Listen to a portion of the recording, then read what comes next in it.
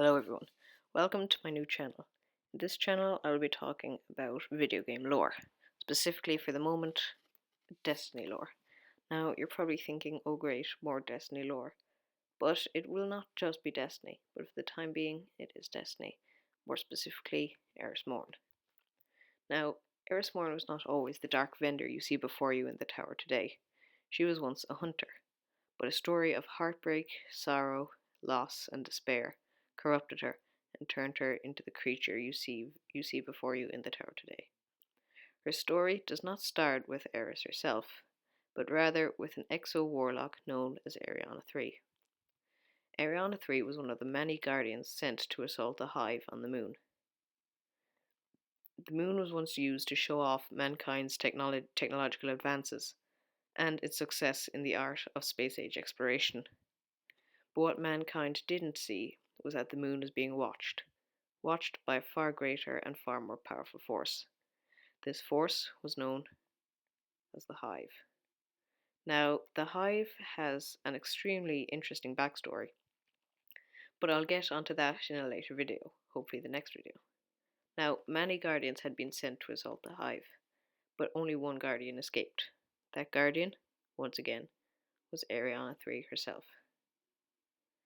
Ariana managed to barely escape the pit, but as soon as she did, she went to speak to the Vanguard, or more specifically, her Vanguard, Ikora Ray.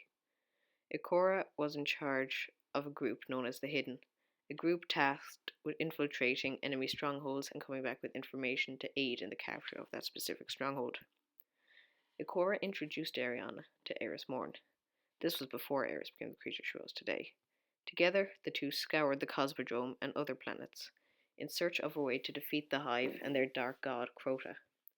Crota was a colossal knight, a knight who impaled guardians on his blade and relished in the dying light he could see in their eyes. Crota seemed invincible in this world, and seemed as though no one would be able to defeat him. But Ariana knew better. Ariana knew that they would have to seek help from a banished guardian, a guardian known as Toland the Shattered. Toland had been exiled, for his hunger for knowledge and power was deemed a corruption by the speaker himself. Ariana and Eris knew that the best way to alert his attention was to find his journals. Many warlocks had searched for these journals, and all had failed. After months of searching, Ariana and Eris eventually came across the journal. As soon as they looked into the journal, they saw strange markings. At first glance, these markings made no sense to them, but the more they looked into them, the more they realized that only one person would be able to read them. They knew that they would have to seek help from a power not as strong as Toland, but still a power, a dark power. They would have to seek help from Xur, agent of the Nine. Xur took one look at these symbols and created Bad Juju, the pulse rifle. Bad Juju felt heavy in Eris's hands. Ariana, being more accustomed with the weight of the darkness, took it from her, and upon taking it from her, she heard a voice behind them saying, "Interesting. I never thought a guardian would be able to create my masterpiece." The two spun to confront the stranger, and realized that it was Toland. With Toland now on their side, Ariana and Eris set out to make a fire team. All the guardians that they encountered were hesitant to join their fire team, knowing that all who entered the Hive fortress would be lost.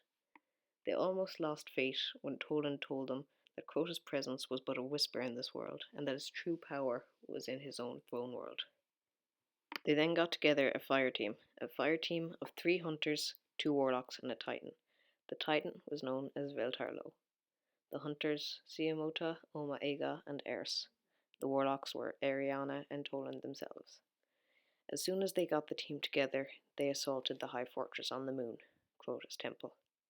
As soon as they arrived, they were attacked by thousands of thrall. They were expecting this, and they managed to hold off the thrall, cutting through them with their bullets. But they were then attacked by a hive wizard known as Varrock.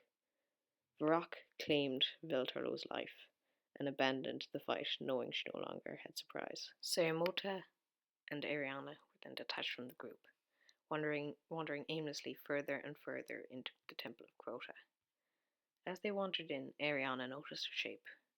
As they approached the shape, they began to realize the shape was of Toland. Toland turned and said, Ariana, come sit with me.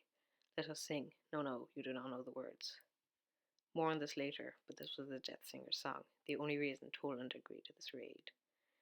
Enraged, Ariana turned and abandoned him, leaving Sayamota behind. As she began storming through the caverns, killing Thrall, she heard a scream that chilled her to the bone. The Hand of Crota, one of Crota's disciples. He was essential to the summoning ritual of summoning Crota from his netherworld. Ariana took her blade and began to advance towards him, but she was stopped by Sayamota. Sayamota said to her that he would not let her do this, at least not alone, and with a fleeting smile he leapt at the Hand of Crota. This was the last anyone would see of the brave hunter known as Sayamota, for his body was quickly consumed by Thrall and the darkness. Disgusted, Ariana turned and fled. She knew she would not be able to take the Hand of Crota alone, so she ran into the corridors of the Thrall. She retreated along the dark corridors, but then she heard the screams of thousands of Thrall advancing on her position, and before she knew it, she was surrounded by thousands of Thrall. They scoured over her, attempting to tear her apart, but not before she activated her radiance. And in her final moments, she was as wholly luminescent as the sun, and many wished to be so brave. You may notice this as the caption for the warlock chess piece known as the Heart of the Praxic Fire. And in her last moment, she seemed as wholly luminescent as the sun, and I wish to be so brave. More on that in a separate video. With 3 deaths already, the raid seemed hopelessly lost. But Eris did not lose hope. She continued down the long corridor, known that Omar Ega had been lost. She herself was lost, and she thought that her former partner, Omar Ega, was dead, not just simply lost. But what she heard next chilled her to the bone. She heard screams, familiar screams of Omar Ega. She ran to the screams, and what she saw next chilled her to her bone. She wondered what could cause such screams, but seeing this, she understood. Surrounded by a sea of cocoons was Oma's body, cut through by thousands of strands of web, and at the helm of the web was the heart of Crota, peeling the light from Oma's body, relishing in it, letting the cocoons starve on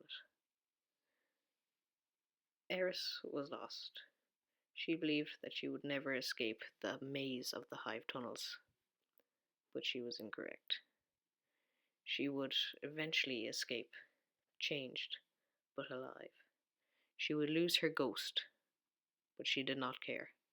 She does not care that she has lost her ghost or her light, but she is extremely grateful that she survived that raid. She may not be the hunter human that people knew before, but now she is the dark, 3-eyed vendor we know and fear in the tower today. We fear what she is capable of, and we fear who she is secretly working for. More on that last statement later in a separate video. I'd like to thank you all for watching, and I hope you will support me in later videos. If you wish to get first-hand notice of upcoming videos, follow me on my Instagram page. My Instagram page is known as videogame_lore. Now you do not have to follow me, and I'm extremely grateful that you have watched this video. Thank you for supporting me in my upcoming channel. Thank you, and I'll see you next time.